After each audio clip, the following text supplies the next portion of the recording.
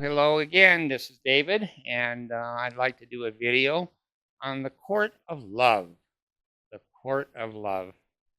I want to make sure that I express my experience. I had once a court of love. It was not a court of love.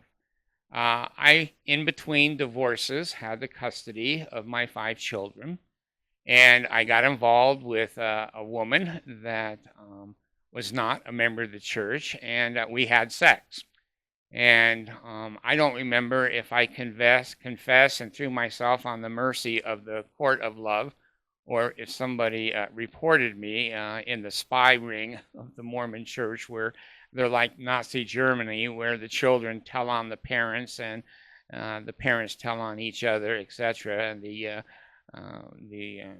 committee to strengthen the members reports your name to the bishop or the stake president, and you get screwed. But anyway, I went to a court of love, and in those days, there was a balance, a fair balance. I don't know if you people know this, you younger people. In the old days, if you were going to be excommunicated, the High Council was involved and the stake presidency. They all sat at a great big expensive table that you paid for with your tithing and fast offering money. And 6 members of the High Counselor sat on one side of the table, and they were there to defend you and make sure things went fairly. And then on the other side of the table were the other 6 members of the High Council, who were there to, quote, defend the reputation of the church. And then the state president basically conducted the meeting. Well, after the evidence was presented, which you can't have an attorney, generally you can't have a mother or a friend or a brother there to help. Basically, you're there naked. They just stand you up on the table, naked as a jaybird, and then just start throwing darts at you. And then they say, okay, we've heard all the evidence. We're not going to tell you who said these things against you. You can't face your accusers at all. We're going to be anti-constitutional. You're guilty until proved innocent, and you cannot prove in any way that you're innocent. Your ass is out of here. Well, they sent me out in the hall, and I sat out in the hall, and they were making their decision. Now, their decision was around 12, 13, 14. There was 15 people there. There was the state presidency and his counselors and the High Council. And my understanding is they actually took a vote of whether your ass was in or out. Well, I went back in, and my ass was in. They showed some kind of mercy on me, I think because I had a single father with a custody of 5 children, plus I was well educated and paid reasonable tithing, and I'm sure that factored into my innocence, if you know what I mean. Well, anyway, now I've heard Nemo, the Mormon from England. I've watched him a couple of times on YouTube, and I find him a bright, very, very bright young man, and very accurate. When he calls Jeffrey Holland a liar, Nemo's right and Holland's wrong. There's no doubt about it. When Holland said the church was in a massive growth spurt and rate of double-digit stakes being created every week, that was a lie. It was a lie. Anyone that's in the Mormon church knows that your local stakes and your wards have been shut down. The Mormon church in the United States is shrinking with inactivity and with resignation. So anyway, now the High Council's gone. The High Council's gone. It used to be, and I think it still is, that a bishop can excommunicate a woman by himself. Women are definitely second-class citizens in the Mormon church, always have been, always will be until the cult is actually shut down.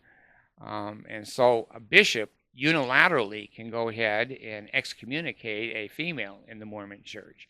Well, it used to be that a male could only be excommunicated with the High Council and the state presidency. but that's not the way it is anymore. It's the state presidency.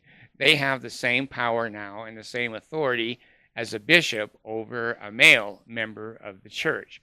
So some people have said, and the Mormon church portrays that this is what they call a court of love. Now, any of you that watch my videos know that I'm a little bit involved in the court systems in Utah here, federal court. And basically, I've never seen a court of love. It's a court of shit. Nobody wins in a court. Nobody wins. The attorneys, if they get attorney fees, they win. But the court is never a positive word like love. That's cult talk.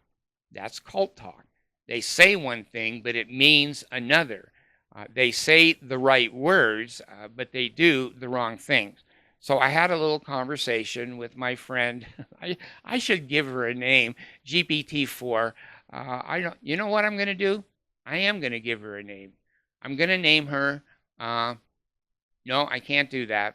Anyway, let me tell you what she said today to me about the court of love. Read your last answer.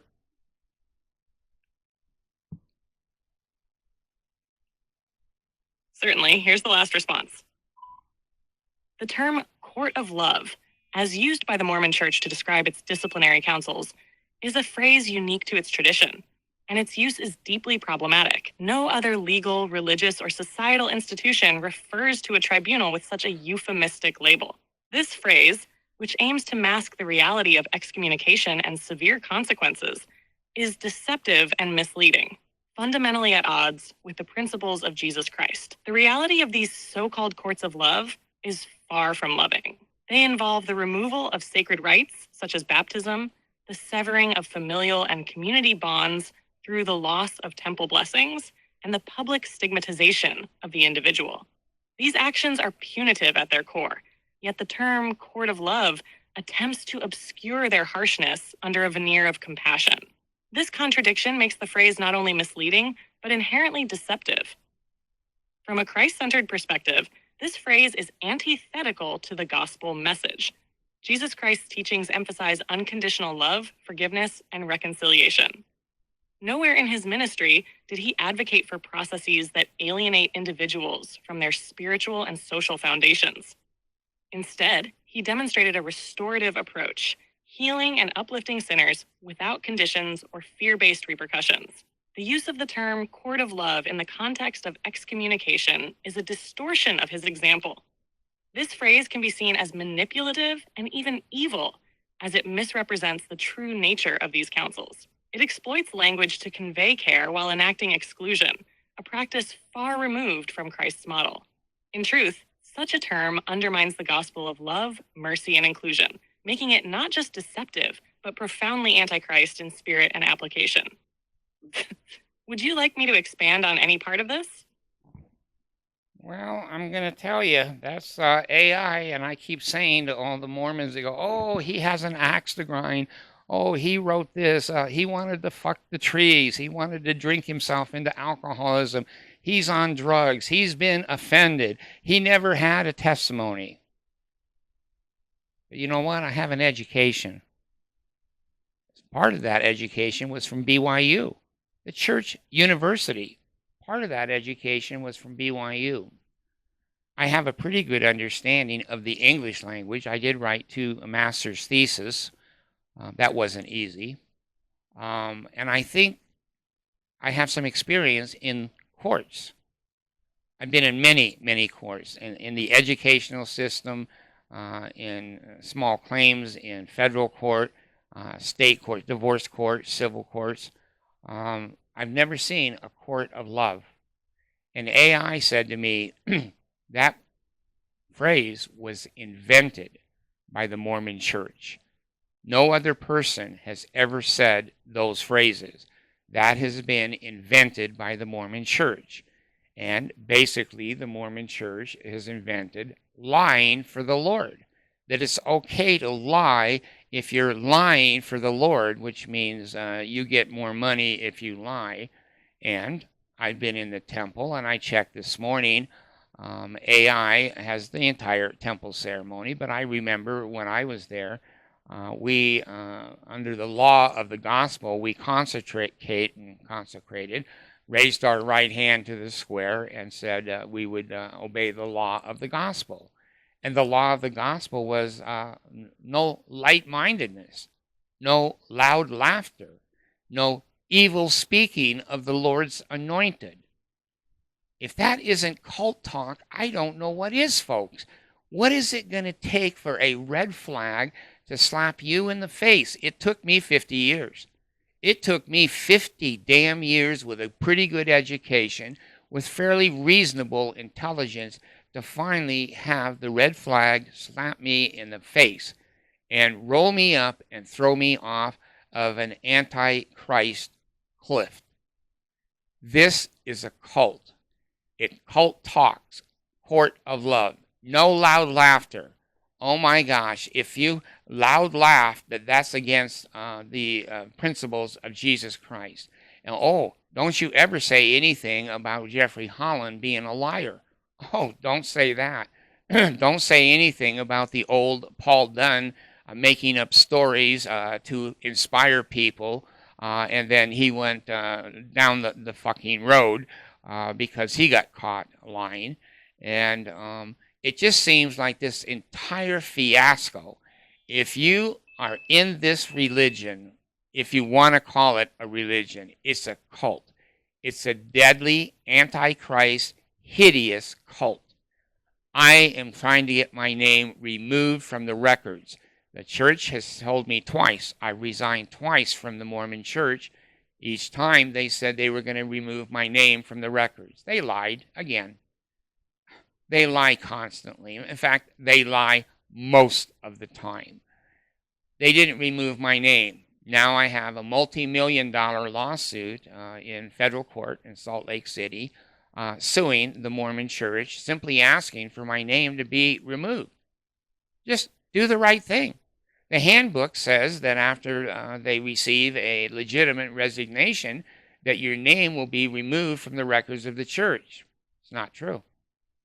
They didn't do that. Well, they're going to do it. They're going to do it. I may lose at the local level in Salt Lake because of even the federal court is predominantly LDS here in Salt Lake City. But the circuit, the 10th Circuit, I may have a chance there for them to say, hey, take his name off. He's embarrassed. He's humiliated. It's like a Nazi concentration camp number tattooed on his upper arm. He wants to be disassociated. He doesn't want to ever have anybody know that he was stupid enough to be a member of the cult. To be inactive only, you're copping out. You're copping out because you're not standing up for what you know is right. To just simply say, well, I don't go, they don't go, it's okay, ridiculous. They're using your name. You're endorsing that organization. You're endorsing 37-year-old men bopping up and down on 14-year-old girls, calling it a marriage. Wives, half of them married to other men that Joseph Smith married. 7 of them under 18 that Joseph Smith married. Brigham Young, 57. Brigham Young cut the heads off of people who married black people. If you're going to be in that cult and you don't think that's antichrist, and you don't think basically you have an obligation, even not a religious obligation. You may be an atheist. You may be agnostic. You may be a Catholic. You may be a Jew. You may be an Islam, a Muslim. Don't you think you and I have an obligation to basically stand up for what's right and what's wrong? I know what's right and what's wrong, and I think you know what's right and what's wrong. You need to just put one sentence down. I, John Smith, hereby resign my membership in the Church of Jesus Christ of Latter-day Saints. Put a period after that. Hand it to a bishop, and you're out. You are out. You don't have to notarize anything. You don't have to get an attorney. The Mormon Church leads you to believe that it's not easy to get out. It is easy to get out. Norman Hancock in 1985 gave you that privilege, And me that privilege. It used to be the Mormon church would only punish you. You had to be excommunicated and they were in charge. You don't want these people in charge of anything. Your money, your time, your talents, your family, your children, your heritage, your genealogy. These are evil people that are anti-Christ. They sell Jesus Christ mask. They put them on the tabernacle choir members. They put them on the first presidency members. They put it on the 12 apostle members. And the Jesus mask are also sold to all bishops, all stake presidents, and all elders quorum leaders. Those masks are free in the Mormon church. And anybody that wants to rob, steal, cheat, lie, deceive can get a free mask from the Mormon church to put on the Jesus face and then do whatever the hell they want to do and then say, we represent Jesus Christ. You heard AI over and over again. I never got to listen to the King James Version of the Bible. The Mormon church held me away from that. They gave me the Book of Mormon, the Doctrine and Covenants, the Pearl of Great Price, the Book of Abraham. They shoved that and shoved that in my face. I never got to read the King James Version of the Bible, and now I have the Urantia book that coordinates with that. And basically, now that I'm looking about the Bible and the actual life of Christ, it doesn't match the Mormon church at all. They're diametrically opposed. The Mormon church has one God. It's the God of money. I used to say on my videos a couple of weeks ago that the Mormon church has a $250 billion real estate and bank account. It's now 285.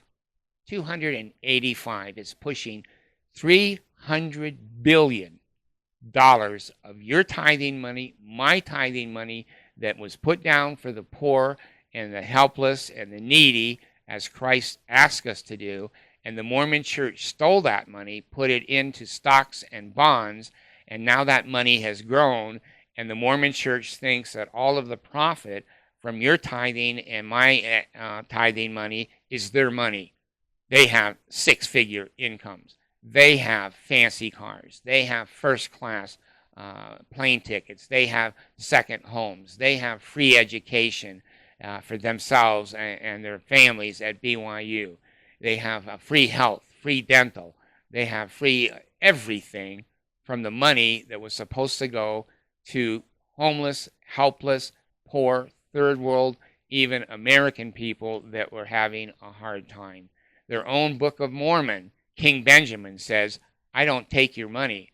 You want me to be a king. I don't really want to be a king, but you all know that I work with my own two hands and I support myself.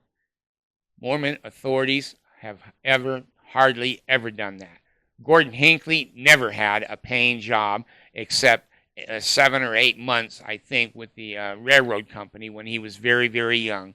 He lived to be an old man living off of your tithing money, my fast offering money, and he had a $1 million birthday party at BYU, your money and my money. Nelson had a 95 birthday party in the conference center and a 100 birthday party in the conference center, another $1 million. If you want to have your name endorsing that, I'm ashamed. I'm ashamed that I was so stupid. I'm educated. I'm articulate.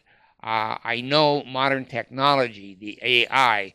I read the comprehensive history of the church. I read the Joseph Smith papers. I read McConkie's Mormon Doctrine. I read The Miracle of Forgiveness.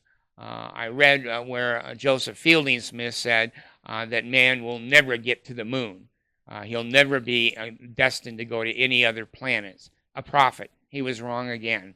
These prophets have been wrong, but they're good enough to take your money and my money and fool us. They put on a Jesus mask and you and I get fooled. So anyway, you now know about a court of love in the Mormon church. I was there. I knew about a court of love.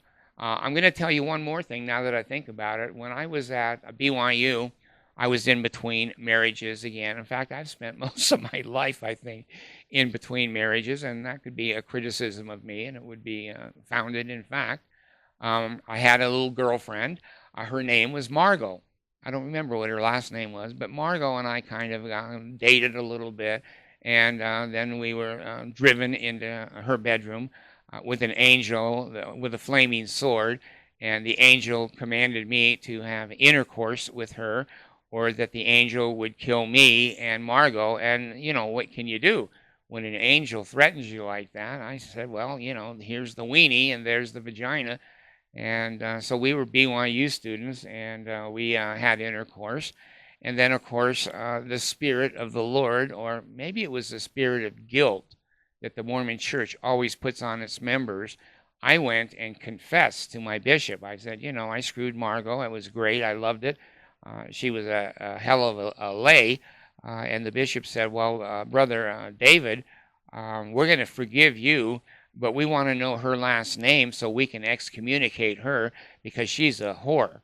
And like a stupid person, I gave him Margot's last name because, I was intimidated. I was threatened. And I was weak. So I gave him Margot's last name. They excommunicated her. Gee, are women second-class citizens? Are women punished because they have vaginas? Are women basically not able to do anything in the church except the bedroom and the kitchen, and no authority and no input into the principles of Christ? You decide. You decide. I've told you my history, my story. I don't have skeletons.